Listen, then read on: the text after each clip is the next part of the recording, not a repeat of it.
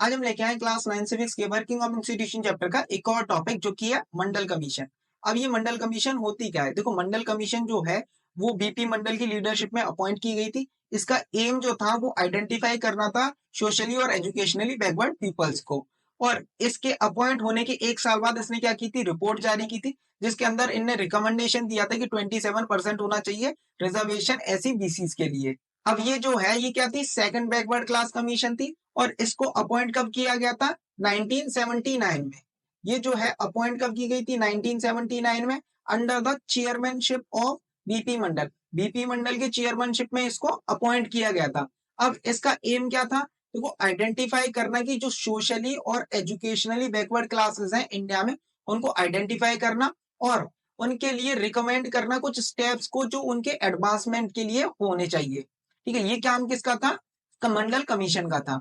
अब मंडल कमीशन ने अपनी रिपोर्ट कब जारी की थी? 1980s में। मतलब कि अपॉइंट होने के एक साल बाद क्या कर दिया उसने? रिपोर्ट जारी की। अब बात आती है कि उस रिपोर्ट में ऐसा था क्या।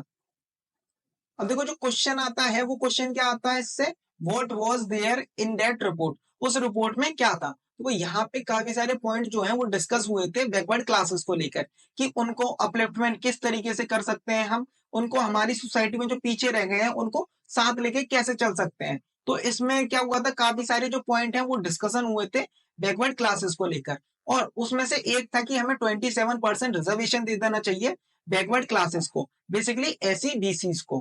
देखो, इसमें एक रिकमेंडेशन क्या था? One of the recommendation to give 27% reservation to SEBCs in government jobs. Government jobs में एसईबीसीज को 27% रिजर्वेशन देने के लिए क्या किया गया था? रिकमेंड किया था मंडल कमीशन ने।